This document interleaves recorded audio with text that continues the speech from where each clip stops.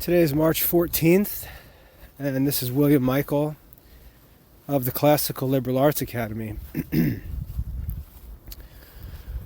In Catholic circles, we learn about the four natural or cardinal virtues of temperance, fortitude, justice, and prudence. Temperance, fortitude, justice, and prudence. But when it comes to parenting and raising children, what we learn is that there are two virtues that we're to primarily focus on in the education and discipline of our children. The virtues of justice and prudence are really not appropriate for childhood because it's really not possible for children to understand the concepts of justice and prudence. And when it comes to moral philosophy and moral education, Aristotle teaches us that there are two virtues that are to be focused on in the lives of young boys, and two virtues to be focused on in the lives of young girls. And he calls these the virtues of youth. And in parenting, we're to be realistic and reasonable and not expect virtues in our children that are appropriate for more mature years, but to focus on the virtues of youth. Just as a builder whose job it is to pour the foundation or build the the framing of a house, the details of painting and finishing are really none of his business. And any time such a person would spend talking about those things, it would be wasted time and it would be ridiculous. And so during our children's early years, we're doing the work of pouring the foundation and raising the frame of the house that's to be built. And that house is not going to be finished until those children are adults and they're going to finish it themselves. We've got to lay the foundation and do the framing work. And so as parents, we ought to concern ourselves with the virtues of youth, as Aristotle teaches us. And he teaches this in the Rhetoric, in the first book of the Rhetoric. So as for boys, what are the virtues of youth? What are the virtues of youth for boys? As I said, there are two virtues of youth. And Aristotle identifies them as temperance and courage. Temperance and courage, or temperance and fortitude. Temperance and fortitude. So in raising boys, we really want to learn about and focus on the virtues of temperance and courage. These are the virtues of youth most proper to boys. Temperance and courage. And for girls, Aristotle taught that the virtues of youth are temperance again and diligence. Temperance and diligence. These are the virtues of youth for girls. Temperance and courage for boys. Temperance and diligence for girls. So let's take some time and talk about these a little bit and understand why they would be considered the virtues of youth for boys and girls, and if time allows, what we can do to teach these virtues to our children. Now, one of the problems in modern parenting is parents are prideful and impatient, and they have this obsession with quote-unquote raising saints, and they imagine that parents are to expect to live with these 9 and 10 and 12 and 15-year-old saints. And they point back to history and they say, well, look at Maria Goretti, look at Dominic Savio, look at Aloysius Gonzaga.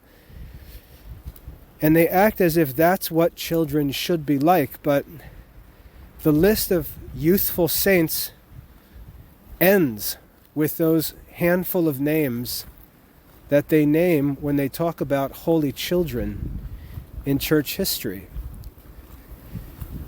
And yet this becomes an irrational and really ridiculous idea that presents false expectations in parenting and ends up becoming a reason parents use to justify quitting and failing to persevere in the work of parenting. Once they start to realize that Tommy is not a good boy, they're ready to just sign him over to the devil and realize that, or admit that God just didn't intend to give them saintly children, and that's that. They act like Calvinists, trying to discern who's called and who's not called to salvation. But the reality is, salvation doesn't work like that. Jesus taught us that those who love God much are those who are forgiven much. And that realization of the mercy of God usually comes later in life, after we've already committed the sins of our youth, have made a million bad decisions, have wasted all kinds of opportunities, and we find ourselves like the prodigal son, stuck in the gutter, and we realize that we've gotten ourselves into the mess we're in by our own free will. And if you just think of the words of the Confiteor when we go to Mass and we say, through my fault, through my fault, through my most grievous fault. That's a realization that's proper for adulthood. And so salvation normally takes time. And this expectation to raise a bunch of childhood saints is just the stuff of cartoons and coloring books. It's not real Christianity. Most of the saints were not saintly children, and it was their painful conversion where they were overwhelmed with God's patience and mercy that actually moved them to become the zealous, loving, heroic saints that they became. And as parents, we just don't enter into parenting realistically or responsibly. And like I said, for all the good talk of the parents with their 6-year-olds and 8-year-olds, it all sounds great, but they usually crash and burn and then use their high standards as the excuse for just giving up altogether and failing to provide their children with what's even considered natural for parents. So I prefer to focus as a father on what's in my control, what pertains to philosophy and discipline, while praying for my children, setting a good example to them of a persevering adult Christian life, so when they have the opportunity in their life to make their religious choices, they've got me in their mind as a pattern to follow. So I prefer to look at Aristotle and say, how can I teach my children, how can I train them to be reasonable and virtuous human beings first, and then, with God's grace, put them in a place where they're rightly disposed to receive and collaborate with God's grace. More of a long-term, adult-focused parenting philosophy. So let's talk about these virtues of youth. For boys, I said that Aristotle identified temperance and courage as the virtues to be cultivated in the early years for boys. Temperance simply means self-control. It means living according to what's natural and necessary. And so when parents, especially mothers, think it's a cute thing to spoil boys with all kinds of treats and fancy foods, or when intemperate fathers, obese fathers who have no self-control, gluttonous or just intemperate in general, influence their sons, they think it's funny that they've got these boys with heightened tastes, introducing them to all kinds of luxuries and unnecessary foods and drinks and other comforts of life. But the truth is, the virtue that's to be disciplined into boys is temperance, because temperance is freedom. Temperance is freedom. A boy who's a slave to lusts and gluttonous desires, who has learned to live with a certain quality of life that he may not be able to sustain as an adult, that boy is set up for ruin, morally speaking. And we have to understand that temperance is the means to moral, I'm not talking about political freedom, but moral freedom, having self-control, being able to fast, being able to wait, being able to eat what's proper, when it's proper, as it's proper to be eaten. Learning that discipline of temperance puts a boy in a position as a young adult where he's free to do all kinds of things that an intemperate boy will shrink back from. I've been blessed in having success in raising temperate sons because of my wife. Because my wife is an extraordinarily temperate woman. And contrary to what many people think, my children have grown up and have embraced my wife's temperance. I was raised as one of these intemperate American boys in the eat anything you want family. And I've had to struggle against gluttony and those kinds of distractions my entire adult life. My wife, on the other hand, was one of those people who doesn't like to eat, doesn't think about food, and is content to eat like a bird. And for me, she's been a great blessing, because I've never had to, while I say I would have to struggle with an inclination or proneness to gluttony, I've never had to struggle with it because of my wife. Food is prepared temperately. There's not a lot of junk food. There's not really much food in the house at all, except for what's planned for serving at meal times and so on. And so God spared me a great deal of sin by giving me an extraordinarily temperate wife. And my children have been raised under her influence as a temperate woman. And they've all grown up with temperate desires. I remember one time in particular where I realized this was, we had ice cream, and my son was offered ice cream, my oldest son, and he said, "No, I'd like more broccoli." And it was just this one moment in our family life where I said, what kind of kid would ask for broccoli rather than ice cream? And yet our kids have been very temperate, and as they entered into adulthood, I've seen how that virtue of temperance puts them in a position to succeed in adult life. When my kids think about plans to do things or talk about things they'd like to do, they never take into consideration what they're going to eat. That's never a concern. They're never worried about whether there's going to be good food or whether they're going to have enough to eat or whether they're going to be able to get the drinks that they want and so on. I've seen people who live almost as if they're tethered to the dining room table.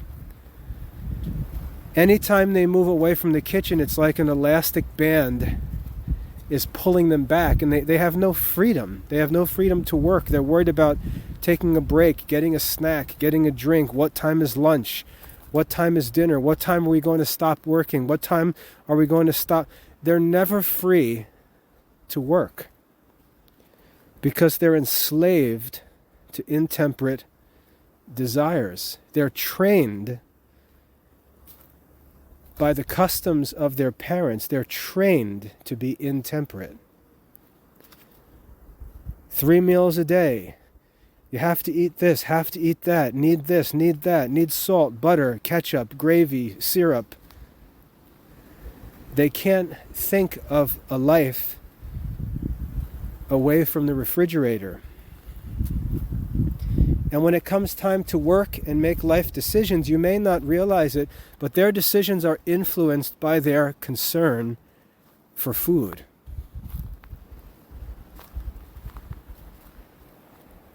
And I've watched as my children enter into adulthood with no such concerns, making decisions in their lives, choices in their lives, based on other principles and never on any concern for what we shall eat or what shall we drink. And so we see that this virtue of temperance in youth puts a child in great position as he or she enters into adulthood to look at the future and make choices based on concerns and principles other than food and drink. And while many may think that that's not a big deal, look at their lives and ask them, how many hours has it been since you last ate or drank something? And when you realize it's been an hour or a half hour or 2 hours, you realize these people can't get much work done because they have to always be in the presence of food. They have to always be in the presence of drink. Even people who are fit in modern society, they've always got to have a drink in their hand. They've always got to be close to the food supply. It's an intemperate life. And we can apply temperance also to physical things, sexual desires and things like that. There are other areas of self-control. Temperance is freedom. And children have to be trained in this virtue of temperance. They cannot have lusts developed, bad habits developed, and so on by their parents. St. Paul says, make no provision for the lusts of the flesh. Make no provision for the lusts of the flesh. And yet, when we look around at Christian families, we see parents doing exactly the opposite, trying to almost buy the affection of their children with constant eating and drinking and pleasure, training them up to have intemperate desires and expectations, and they're going to see that when those kids reach adulthood, they're enslaved to those desires, and they're not free to pursue the best courses and take advantages of the best opportunities available to them as adults. So we have to focus on cultivating this virtue of temperance. We have to hold this virtue of temperance in honor, and it's got to be modeled by parents and teachers and pastors and so on. The virtue of temperance has to be modeled. It's not a virtue for youth, it's a virtue of youth. It's not a virtue that kids are supposed to keep while adults ignore. It's a virtue that's proper to youth, especially because the children have no means of providing for themselves. And so when we see kids eating junk food or overeating, the only way that's even possible is that it's being supplied to them by an irresponsible parent who's not taking concern for what is actually a virtue that children should live with naturally, being temperance. So we need to focus on temperance and helping our children to grow up not thinking and talking about food and drink and comforts of the body, but focusing on their work and activities. And God has made us to be very hardy, resilient creatures who don't need to eat like all of the modern food experts tell us we need to eat. If you listen to the actual experts who are responsible, you'll hear them talking about things like intermittent fasting, about how what's healthiest for human beings is to eat one meal a day and then to not eat anything the rest of the day, to spend 18 or so hours without eating anything, and to limit eating to a specific time of the day, a specific window in which food is taken and nothing is eaten outside of that time. When I was a kid, I know, at least when I was young, we were taught to not eat between meals. How many kids are even taught that anymore? So we've got to make sure that we're raising kids to live temperately. That's actually a virtue proper and natural to childhood. They don't even have a means to live intemperately unless their parents actually serve it. It's like comparable to being a drug dealer who gives your children drugs when your children wouldn't even have any means to obtain drugs. And you wonder, how in the world can these kids be using drugs? Well, it's because adults are giving them those drugs. And the bad habits that result are difficult, if not impossible, to break. So temperance is a virtue of childhood and one that we should focus on with both boys and girls. For girls, for boys, let's think about boys. If boys are going to grow up and get married and raise families, they're going to work to provide for others. They're going to work that they may share. Only a temperate person can do that. So temperance prepares a boy to become a husband and father. If a boy is going to choose religious life, he's going to have to live a temperate life. Raising him with intemperate desires is not going to make him properly disposed to religious life. And so we can see, regardless of a kid's vocation, raising him to be temperate prepares him for that vocation. And this is especially true of young men. And as for girls, if we're going to assume traditional household order and gender roles, women, if they marry, they're going to be raising children and they're going to be dependent on the provision of their husband. So to be an intemperate glutton as a wife who consumes twice as much as she needs to, it's not very virtuous to live in such a manner when your husband has to provide for you and you consume more than you need to. And so to be a loving, helpful wife, we can see that temperance is a necessary virtue. In fact, if you read Xenophon's work on household management, he says temperance is the virtue to look for in a wife. Temperance is the ultimate feminine virtue. And you just think about a woman who's responsible to make the best use of her husband's earnings. She's to preserve whatever he brings into the home through his work, and she's to distribute it among the needs of her children. When you've got a woman who's eating twice as much as she should, she's eating the children's food. And so this isn't something cute. Intemperance is a vice. And as adults, we're to avoid this ourselves, but we're also to make sure we raise our children to practice temperance. For a girl planning to grow up and marry and become a wife and mother, it's obvious that temperance is crucial. And if a girl was being raised for religious life, even more so, a temperate life.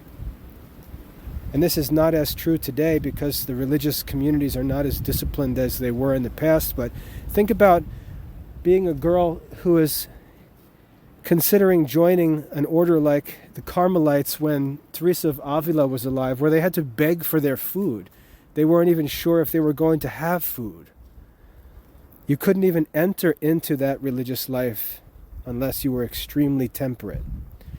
And so parents raise their children intemperately and basically disqualify them from many, many happy opportunities in their adult lives. So we have to focus on temperance while we're raising our children and practice it ourselves. And if we lived according to the principles of the Catholic life, we would do so. So that's first, temperance for both boys and girls. Now for boys, I said that Aristotle identified courage as the other virtue of youth, and it's just sort of natural for boys to love competition. That's why we've got boys who love to get into fist fights and wrestle and grapple, and they love to fight with each other. They love contests. They love to race each other, climb, wrestle. They love contests. They normally love sports. Even if they're more sedentary, they're into games where there's contests to be played. They like to compete. They complain when someone breaks the rules. We see this competitive spirit in boys, and if those competitions, if those activities, if those experiences are rightly managed by adults, boys learn to be courageous. And the rules of sports and activities and things like that encourage them to be courageous, to take risks, to challenge opponents and so on, but to do so according to the rules. That's the virtue of sports. Outside of sports, childhood work, family work, things that need to get done, chores, often put kids in some kind of danger, some kind of necessary natural danger. Kids who live on a farm, they've got to learn to watch out for poisonous snakes or wild animals, things like that. And as they grow up on the farm, they learn to be courageous. They learn to gain experience handling dangerous animals or doing dangerous tasks, handling dangerous tools and equipment. And this is what it means to be courageous. It doesn't mean to be reckless. It doesn't mean to jump off cliffs and run in front of cars. That's not being brave. That's called being audacious. That's evil. Being brave means doing what's right even when you have to do so in the presence of danger. That's what it means to be courageous. Being courageous means doing what's right even when it's dangerous to do so. That's courage. A good example of courage we find in David in the Bible. When we read about David, if you study his life as you're supposed to be studying his life, since he's the author of the Psalms and he's called a man after God's own heart in sacred scripture, you think that Christians would be studying his life. When David was young, he was the youngest of his brothers, and he had to take care of his father's sheep out in the country in Israel. And they didn't have farms with fences like we do today. When they took sheep out to pasture for the day, they took them out into the wilderness where there were common pastures that were just shared by the people. And these places were outside of the towns, away from home, and there were wild animals in these areas where they brought their flocks to feed and to water. And if you were sent out with your father's sheep and a wolf came along, or you came upon a bear out in the fields or in the wood, you were responsible to get those sheep safely away from those wild animals and literally laid down your life for the sheep. That was the duty of the shepherd. And David was raised as a shepherd boy where he learned to do those things. When we find David standing against Goliath in the famous Old Testament story where the Philistines challenged the Hebrews, and the Hebrew people were afraid of the Philistines, David came along and heard Goliath taunting the armies of Israel, and David went to King Saul and asked permission to face Goliath in battle. And the king, with his men, all of them acting like cowards, sort of laughed at David, but David's response reveals to us where courage comes from.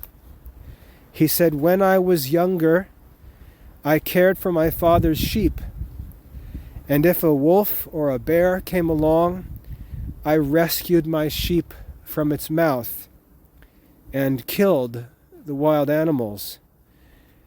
And he says, "I will do the same to this Philistine." So in Goliath, all David saw was a greater than normal challenge, but it was only a question of a degree.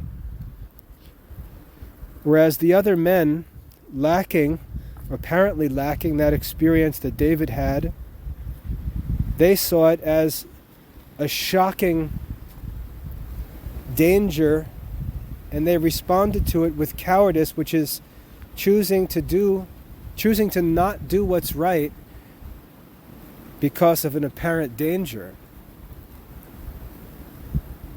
Whereas David understood that while there was certainly danger in fighting Goliath, it was simply a matter of degree.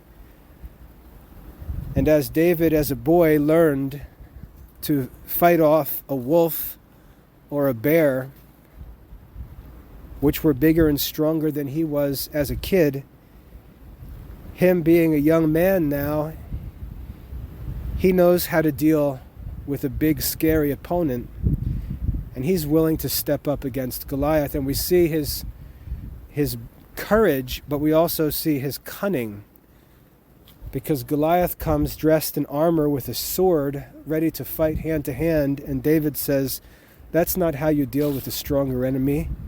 And David grabs a sling and a few stones and strikes him from a distance.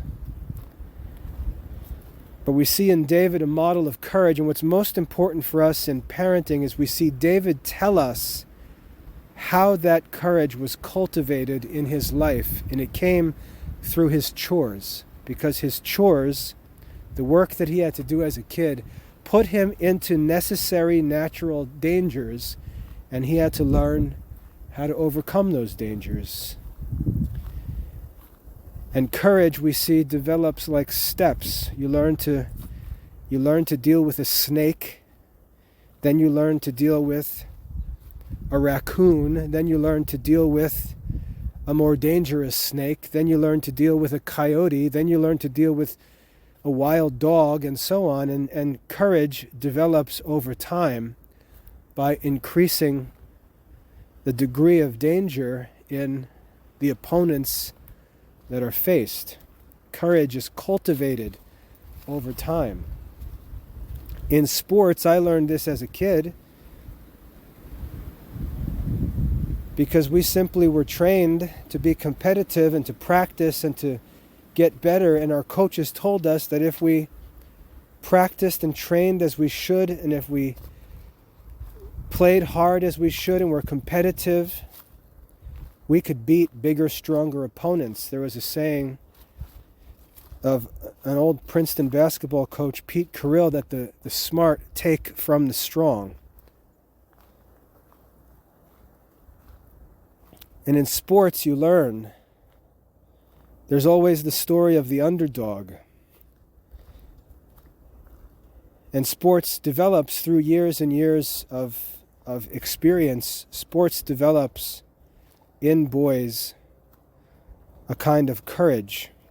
If they're not able to learn it through natural work like farm work and things like that.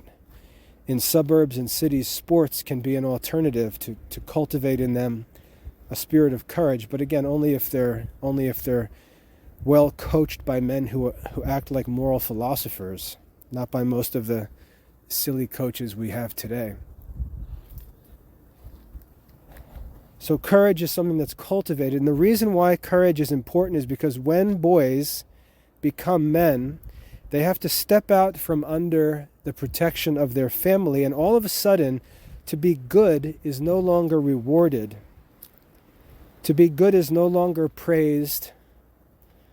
The bad stuff is no longer filtered.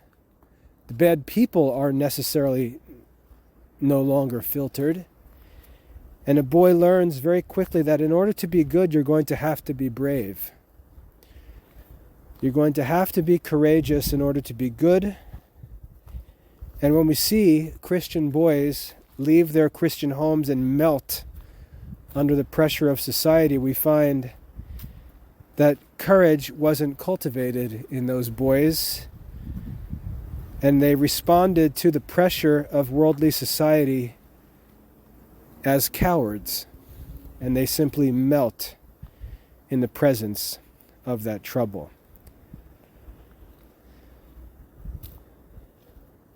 So for boys, the two key virtues to be cultivated in youth, Aristotle says, are temperance and courage. And we can understand why both of them are so crucial. And remember, these are natural virtues. These are virtues that are comprehended by reason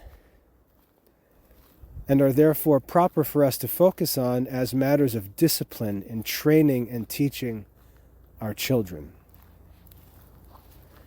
And as for girls, we already talked about temperance and why temperance is important preparation for adult life for girls. But the other virtue is diligence. Aristotle says the other virtue of youth for a girl is diligence. And if you were to take any passage of a famous girl or woman from history, like the woman in Proverbs 31, Odysseus' famous wife Penelope in the Odyssey, the famous Roman Cornelia. You can probably think of other examples, but you'll notice that famous, virtuous girls were always working. They were always industrious and diligent. They weren't idle. They weren't silly. Compare that character to someone like Lydia in Pride and Prejudice. Just a silly fool, always looking for the next party to go to.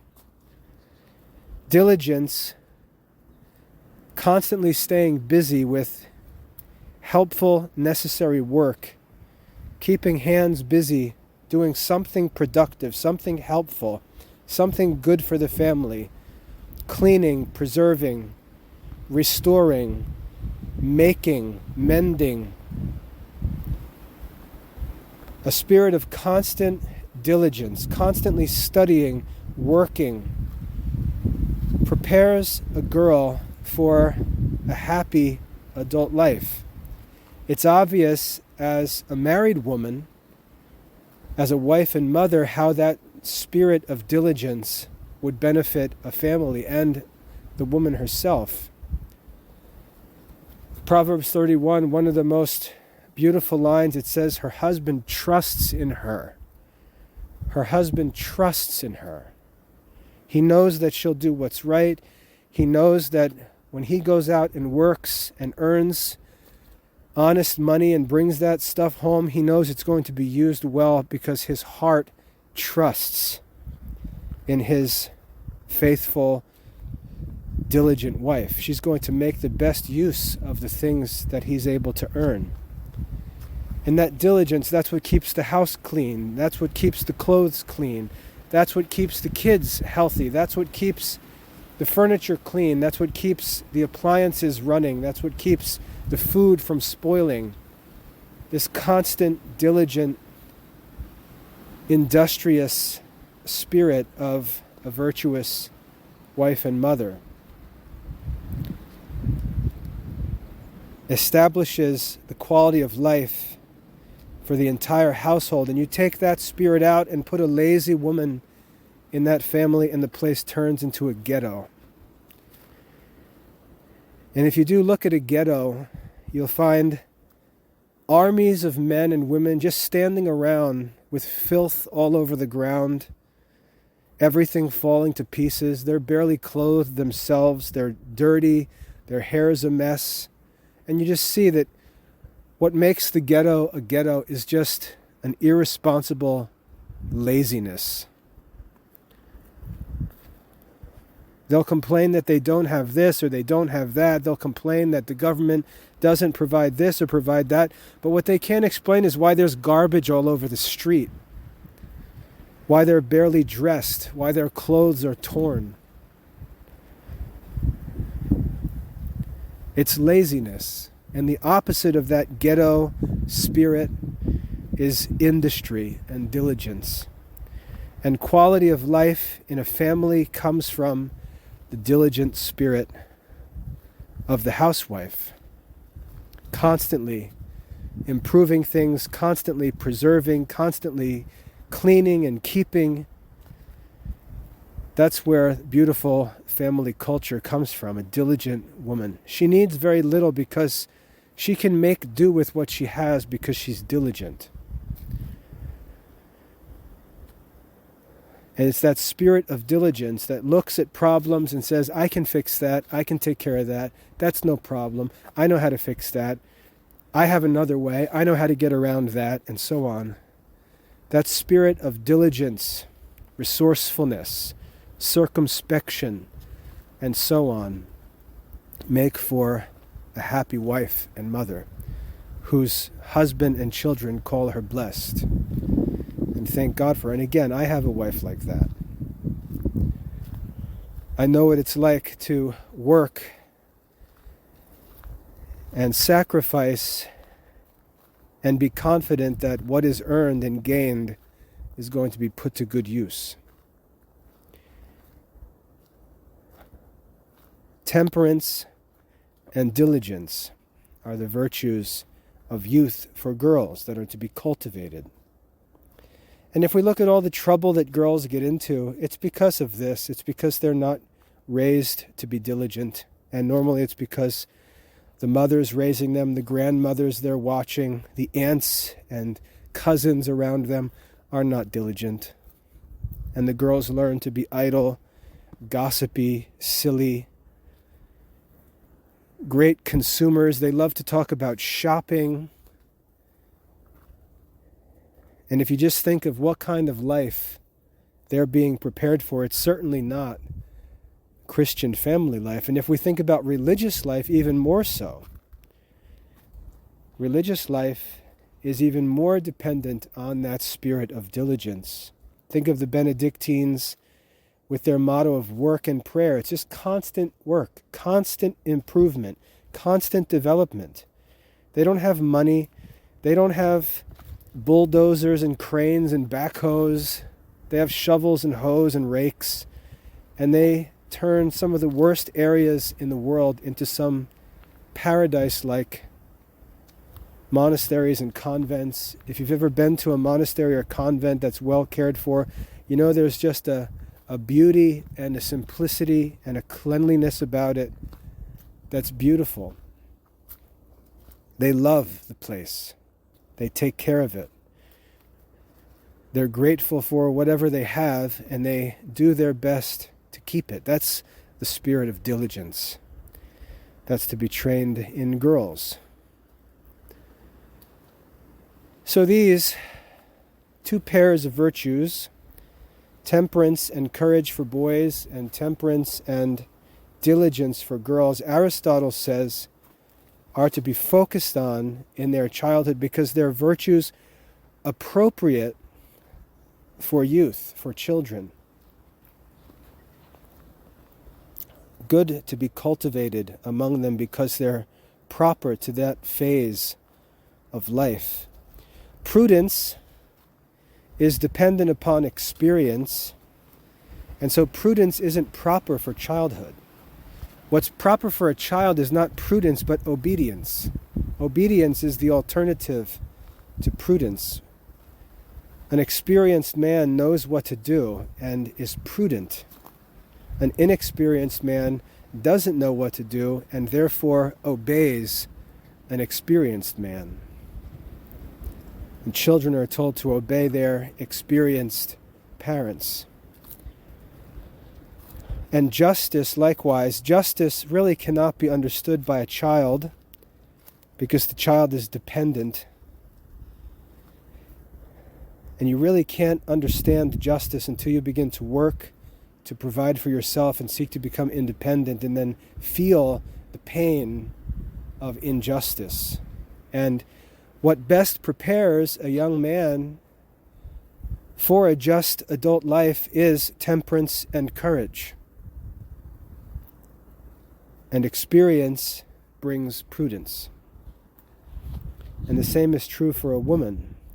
Temperance and diligence prepares her to live a just life as a dependent on the provision of her husband and helpful to her husband.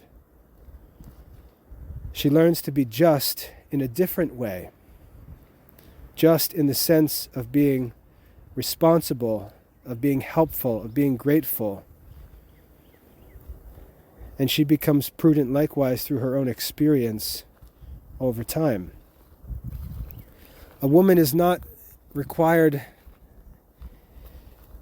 to have courage for justice as much as a man is. A woman is required to have a spirit of gratitude and diligence to serve the virtue of justice. And both male and female grow in prudence through experience with time. So these are the virtues of youth taught by Aristotle, which are really to be our focus as we raise children. And you can see why trying to teach them about justice and prudence as children really doesn't make any sense. We can talk about it and they experience it to a degree. For example, if you buy a child a gift and the other child takes it, they'll be offended at the injustice. They'll complain about stealing. They'll complain about the distribution of food at dinner time or who got the most ice cream and why. They'll be interested in justice from the perspective of one who receives, but they don't understand yet